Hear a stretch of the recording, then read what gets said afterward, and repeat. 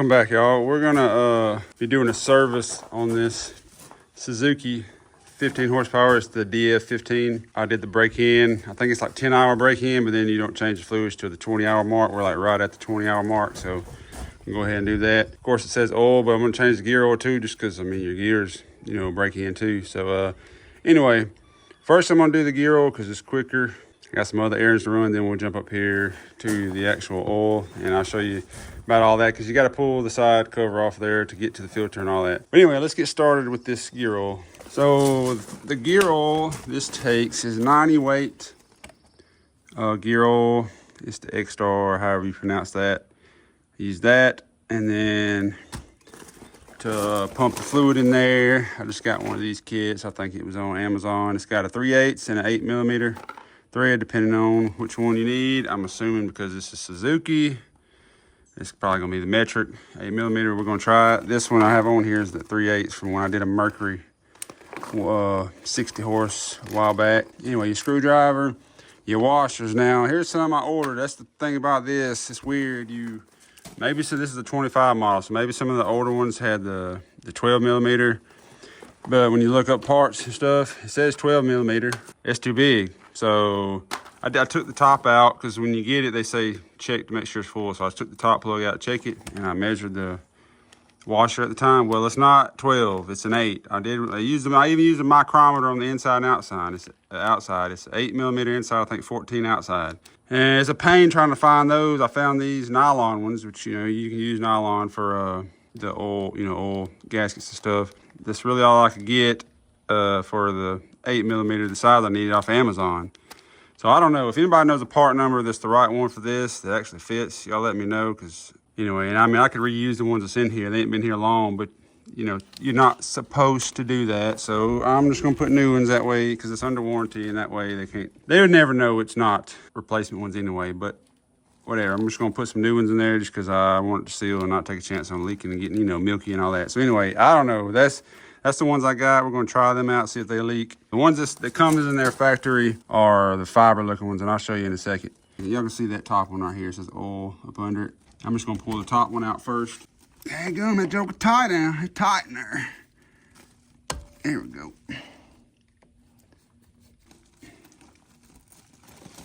So as you can see, even that oil is a little dirty. It's only got 20 hours. You're supposed to change it every 200. But it's clean. It's clean, but it's got some of the break-in residue. So this here washer, as you can see, fiber type ones, fiber type, whatever it's called. And yeah, that's small, same size as that other one. It ain't that 14mm or 12mm, I'll tell you that much. So anyway, and you can see here where it crushed down the little lip of the edge there. It's right here on the bottom there. So I'm gonna pull it out, and this is a 2025, so they started this version in 2013, so 2013 and newer, even when you're looking up parts, 2013 and newer. Well, that old gear oil, it's just nasty mess, man. It's gear oil, just nasty, stanky stuff, man. And it's safe to say that these are sealing pretty good, because for the 20 hours I ran it, it's not milky, so. All right, I think it's safe to say it's drained for the most part all out. I'm gonna wipe all this up, and we'll start filling it back up. First thing I'm gonna do is get my washers back on my screws, get them ready to go. See, when you look at those, they're the same. And thickness-wise, the nylon ones are not quite half as thick, but just a little bit over that. So there you go. As you can see, they fit on there pretty good. All right, now I'm gonna see which adapter this uses. It is the 8mm. Now it's got a little O-ring on there to keep it from leaking, but it's gonna come out a little bit whenever you take it off anyway. So obviously it doesn't take a whole quart. It takes a small amount. This quart will last you multiple changes. So we're gonna pump this in here till it comes out of this hole. Once it starts coming out of here, we'll put our top one in, and then we'll pull our bottom one out and put the plug in. And the thing is, when you put the top one in, it just holds like a vacuum. So when you pull that out, only a little bit comes out. And I guess they calculate for how much all that is when they build them. So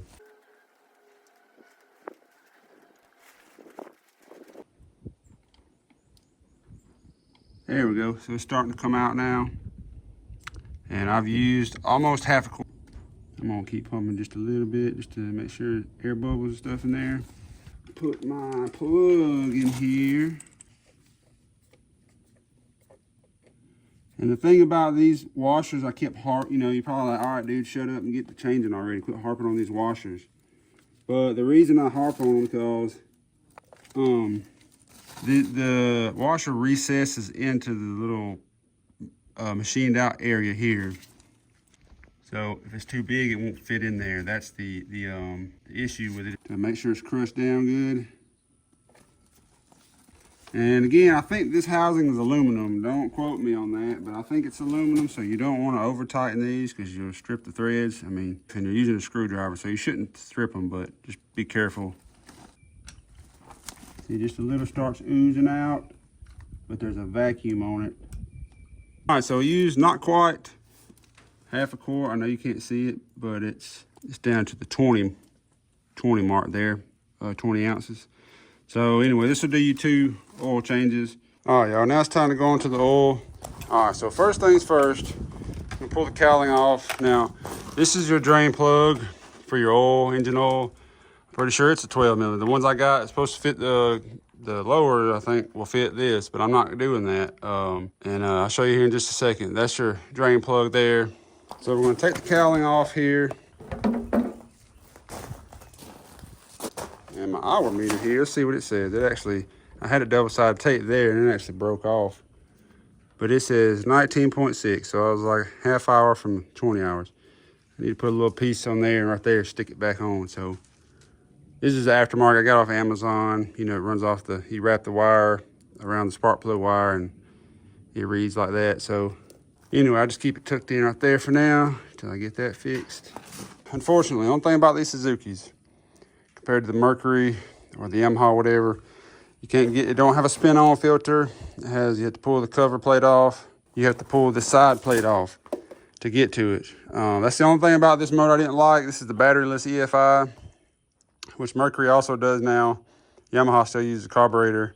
You gotta pull this little rubber gasket and it just pulls off.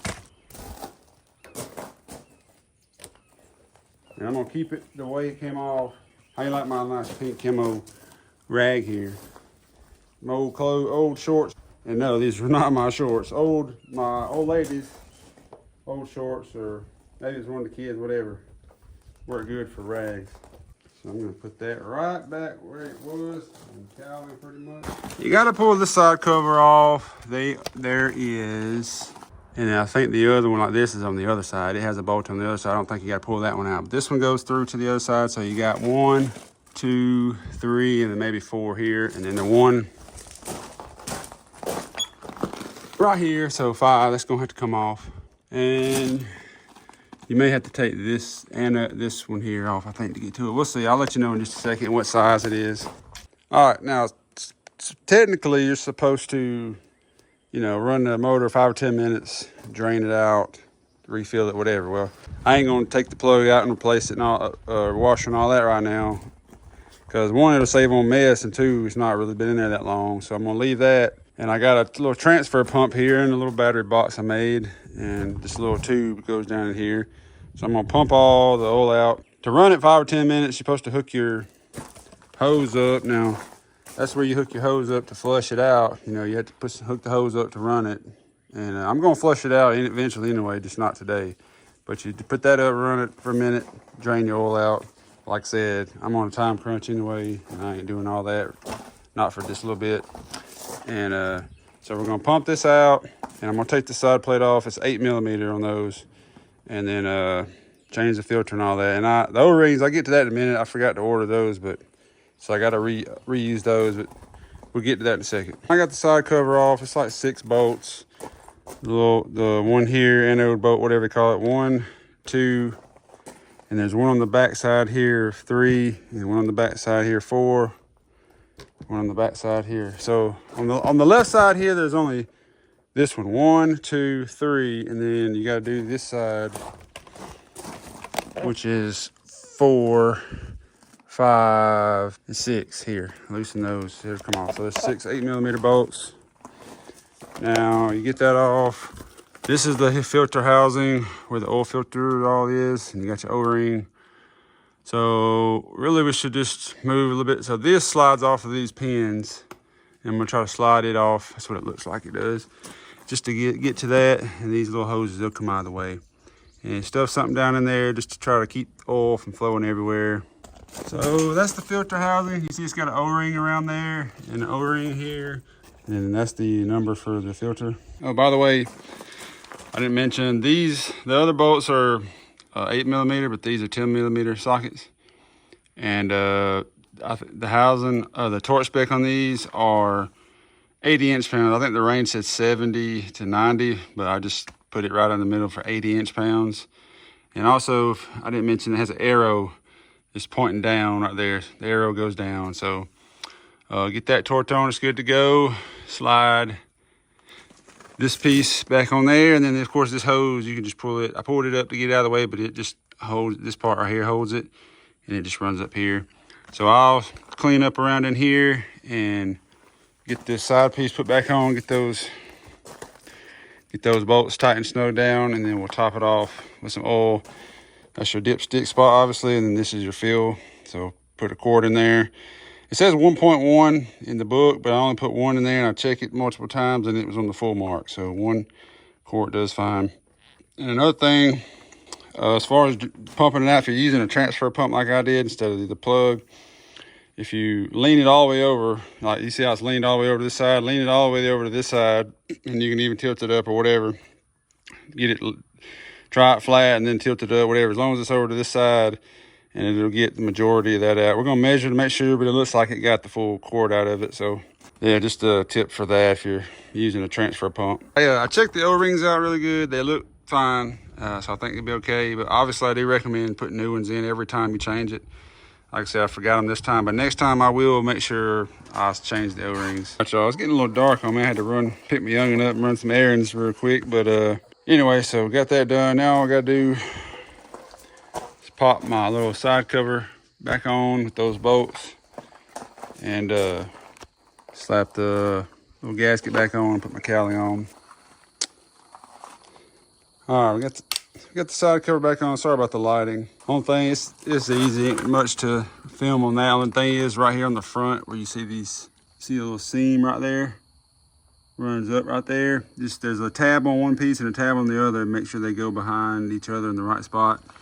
And then same thing, you know, you see the seam right there, same thing there. It's just split and nothing much to it. So that's pretty much it. I'm gonna slap this gasket on the top here, put the cowling back on, kind of the same way it came off. I don't think I really need to film that. So I forgot to mention the oil. This is the oil I use, 1040. It says you can use 1030 or 1040. I just run 1040. Seems like that's what most people run in it. So in the hot climate, and where I'm at in the southeast, it's hot all the time. So there's that. When I did measure the oil, it came out of here and it was right out of quart. So basically 99.9% of the oil in there, this transfer pump got out. Like I said, sorry about the lighting right here at the end. I had some stuff to get done, but actually that may be a little better on it. But anyway, so that's gonna wrap it up for the fluids in this here 15 horsepower Suzuki outboard. Catch y'all on the next one.